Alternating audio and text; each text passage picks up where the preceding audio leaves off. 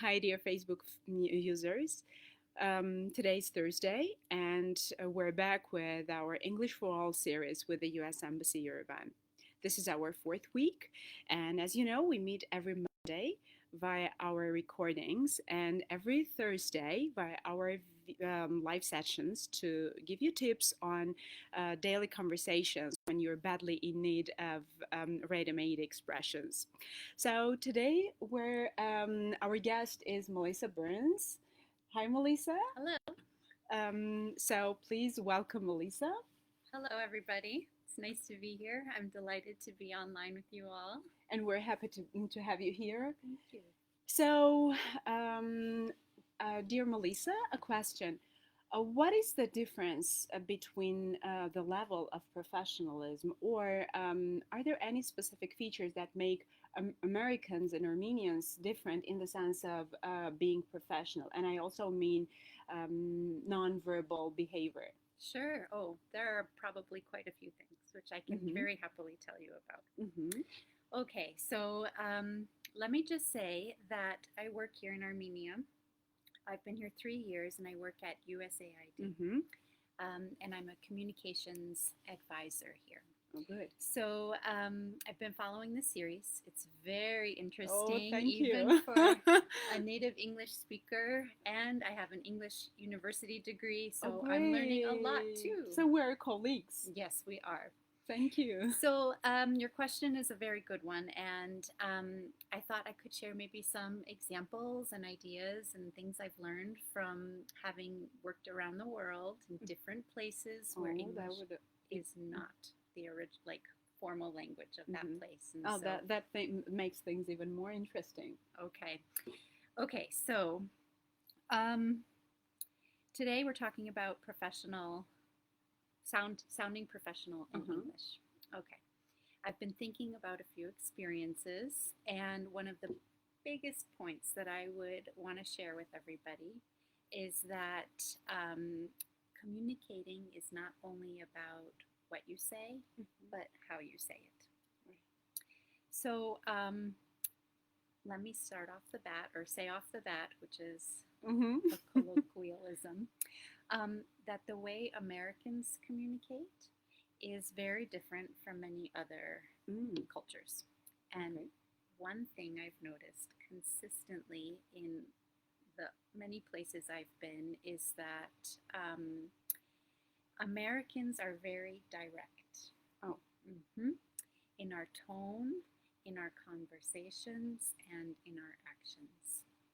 So when an American English speaker colleague calls you up and they immediately start listing all the things that they need from you right away, and they didn't ask how your weekend was, how are you doing, how is your grandmother. They don't ask these things. They just get right into it. It's not that they're being rude. It's that they just may not appreciate the niceties that are more common in other cultures. So it's a style and an approach that takes some time to get used to, but I would like to encourage people not to feel offended by that necessarily. Of course, sometimes people are rude, but the key is finding a way to be direct and to be not rude in that process. Generally, for Americans, many welcome clarity and simplicity when engaging in conversation and in written pieces.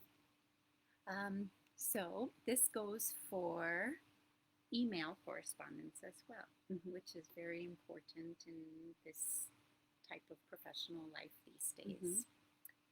So email is a whole other form of professional communication. So much is online these days, and it's important to remember some advice I would give would be that it's important to always use full sentences and to be direct in emails or any kind of written products, because sometimes more words or flowery or just too descriptive language actually detracts from the point you're trying to make. So what you mean to say is that we should be laconic. Yes. To cut it short. Right. But, I mean, certainly there's a time and place for descriptors or circuitous language. But to the extent that you can give the bluff, that would be helpful. So what bluff stands for is BLUF, bottom line up front. So that's an abbreviation. Yes, it's I suppose, yes, an abbreviation for the concept of trying to put your main point, your primary point, up at the beginning of whatever you're discussing or presenting in writing. That's just something I've noticed is a very common American English writing style or conversation style, which is not always the case for other cultural types of communication. Like, for example, in Armenian we don't have that many contractions and so on. And so it's very different. It's different here, and I've seen it elsewhere where there's a lot of context provided before getting to the point, which, while appropriate and necessary in many instances, isn't always so. And so understanding when that's necessary and when things could be simplified is an important and useful tool to try to understand, and know how to use. So this is one of the features to be professional. I think it's a very helpful thing to know. Interesting. How about nonverbal reactions? I mean, are there things that are widely implemented in the U.S. as contrasted to other countries? That's a good question. Let me think. So one thing that I think is helpful, but it's not necessarily only in the U.S., but I think that tone is very important when engaging in any sort of communication. So tone, and then it's not just the what you say, but the how you're engaging too. So working to build relationships that maybe require you to go out of your comfort zone, to pick up the phone, so that when you're writing or communicating in writing, you might also need to have a verbal conversation with somebody. And that can be hard, but also is part of the toolkit. It's part of how one can be a professional person and get the job done using the variety of methods. So being aware of how you're coming across when you're speaking, being respectful, engaging, listening well, or active listening, and then understanding that perhaps sometimes if you're able to put in time to connect with somebody personally, it ultimately might help you accomplish a task at another point in time. A few other tips I might offer. Yeah, sure. For online meetings, which are very common these days, I would recommend that folks try to keep your video on. Even if it's hard, even if we're not feeling very beautiful that day or something. Yeah, that's something I have to face every time during my hard. online classes. It's really hard, but it also shows a level of engagement and respect for the other people in the meeting. And I think mentally puts you in a place of being on or prepared, which helps. Responsible. Yes, exactly. And so that's one thing that I would recommend for our listeners. So cameras on, guys. It's hard for me too. But another thing that I've noticed is, and I think this would probably carry over for all languages, but is to make eye contact. When you speak, it shows a level of respect and engagement to do that in your conversations. Sure. Another thing regarding tone is that what I found helpful is to try to be as inclusive as possible in your tone, in your actions, and in your words. So using words like we instead of I helps build trust and establish a positive and inclusive team, I suppose. If you ever encounter an issue or an argument, which can happen certainly in the workplace, using terms like, I feel my point was not well understood, rather than something like, you don't understand what I mean, can help soften or de-escalate a situation, but also offers a level of respect to the person with whom you're having that disagreement. So being conscious of how the words that you're saying come across and the words that you choose to use in those moments is very helpful. Another thing that might be of use is to remember to try to not interrupt people, which can be very difficult. These days online, we can put like our hands up, we can push hands up to say, I want to talk, but in conversation sometimes that is hard to catch yourself and wait for the time to speak. Interesting. Yeah. Anything to add that would be of special interest? Okay, so just two more small points. One thing I would like to remind everybody is that try to not open emails or conversations with the term I'm sorry. Sometimes, even if you've had to be, apologetic, maybe there is something that you need to be asking someone a lot for, but it's not your fault that you might have to do a process that is hard or cumbersome for people. So I want to encourage our listeners not to feel sorry for something unless it's really warranted. So try to not open things with I'm sorry to bother you again or something like that. And then I guess I'll just close in saying that even if you're a skilled English speaker or learning, that an approach that is universal is just generally to treat people with respect, courtesy, kindness, and the way you would want to be treated. I think that translates in all languages, and to be confident in what you bring to the organization. Thank you, Melissa, for your great tips, and I'm sure that our audience will greatly benefit. Thank you for joining us, and with your permission, I will go on. Yes, please. Of course. Thank you for having me. Thank you. Bye, everybody. So, guys,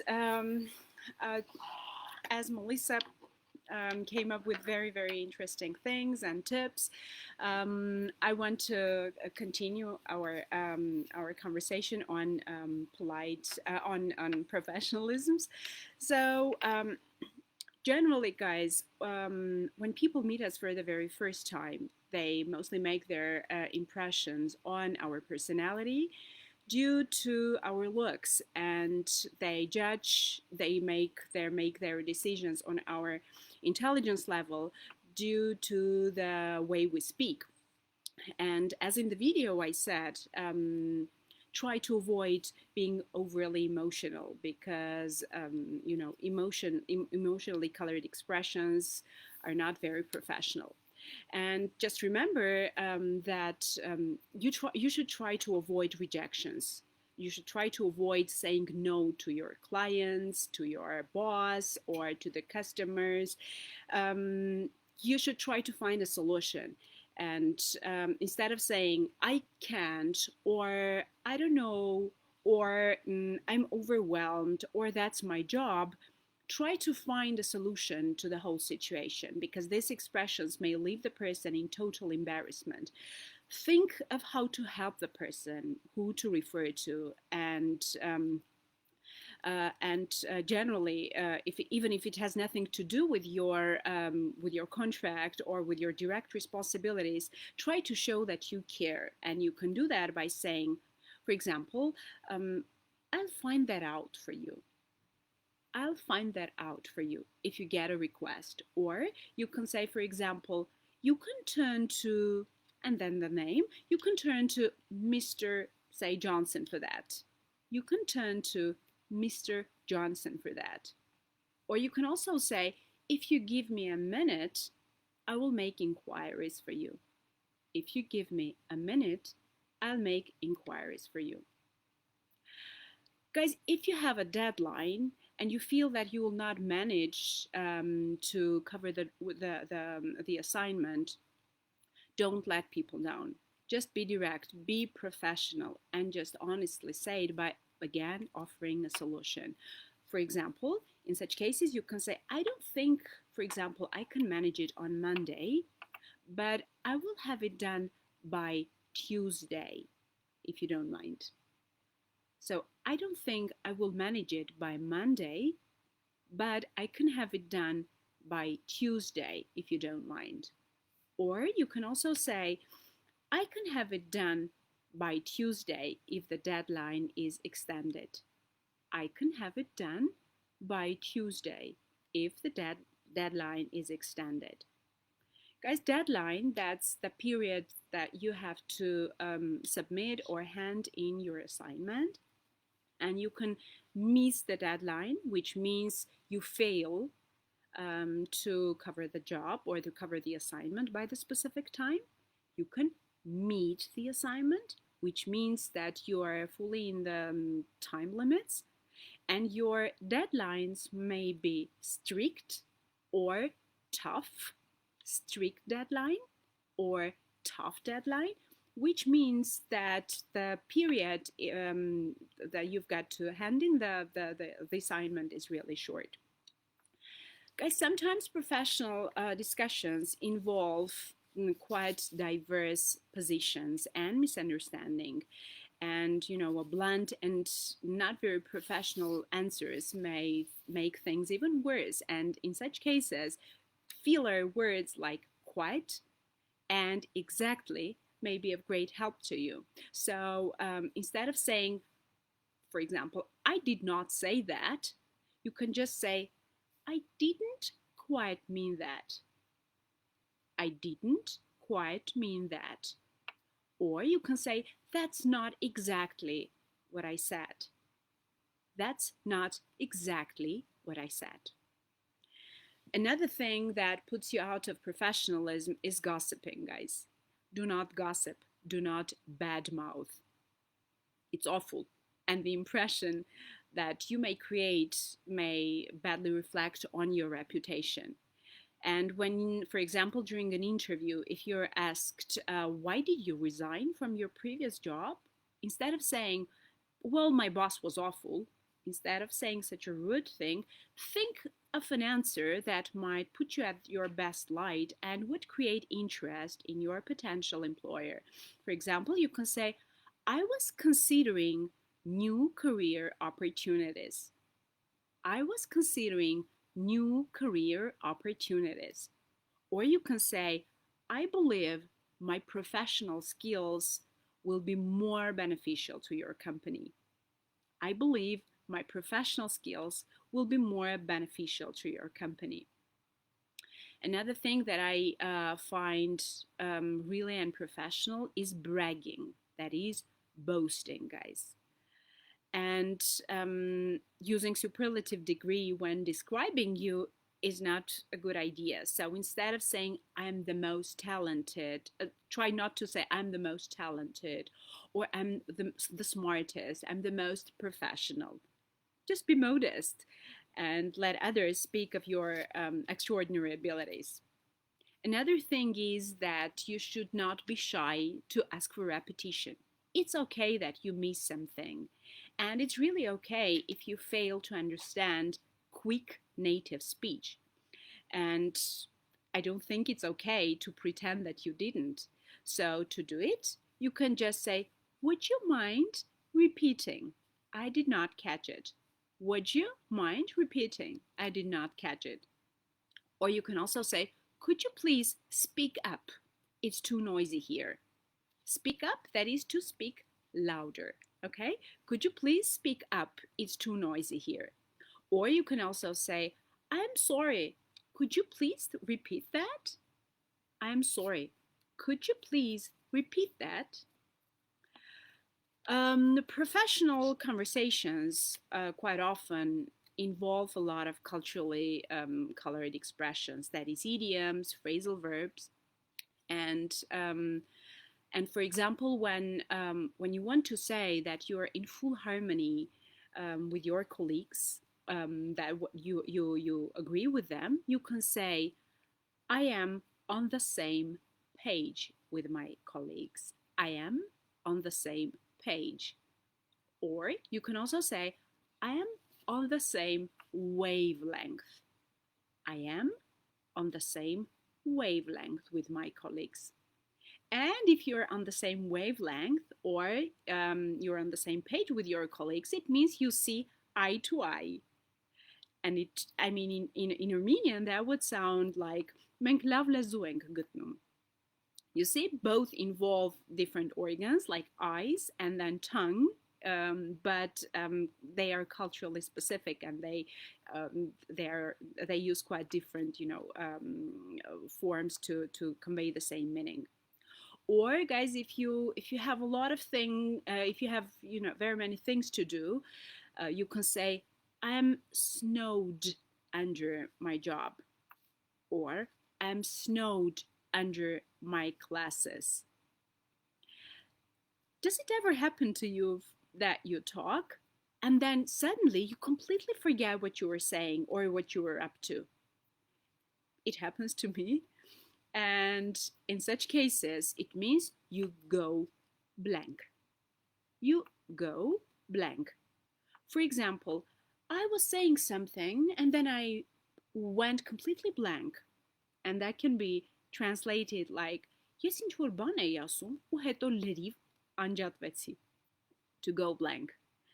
Or you also can say, I was working really hard, but because of the telephone call, I lost the train of my thought. I lost the train of my thought. That can be translated like մտքիս թելը կտրվեց. Հեռախոսազանգի պատճառով մտքիս թելը կտրվեց. And if it happens to you guys, you surely get off the track. Get off the track. Or you get away from the subject. You get away from the subject, which can be translated like թեմայից շեղվում ենք, right? Professional people, professional and successful people are mostly, they mostly have excellent communication skills, and they know how to treat people and how to be diplomatic through words. And definitely there are words and there are expressions that they mostly avoid using. Among those expressions, this one is of special interest. When you say, for example, it's not my fault. In the professional field, I mean, it's not my fault. The impression is that you're trying to get away from the responsibility. Even if it is not your fault, try to find a solution. You can say, for example, I understand. Or you can also say, I know how you feel, but let me think what I can do for you. I understand, or I know how you feel, but let me think what I can do for you. Or let me come up with a solution to fix it. Let me come up with a solution to fix it. Another expression on the list is saying to be honest, or frankly speaking. The impression is that before that, you were not honest or you were not frank. Instead, you can say, if you ask for my opinion, and then you go on speaking. So if you ask for my opinion, and then the rest. And another expression that I would greatly recommend to restrict yourself from is saying, I'll try. I'll try. Don't use this, because it inspires doubts in the minds of your client or, your boss. Don't just try, just do it. Well, I hope that today's lesson was useful to you. I will be happy to answer your questions if there are any. And let me remind you that this is our 4th week, and we had 3 weeks, previously. One devoted to the greetings, another one to the farewells. And last week we talked about polite expressions. And if you failed to watch them, you can find the links to those classes in the comments field of this very video. Actually, this brings me to the end of our class today. Thank you for being with us, and thank you for following us. See you next week. Take care.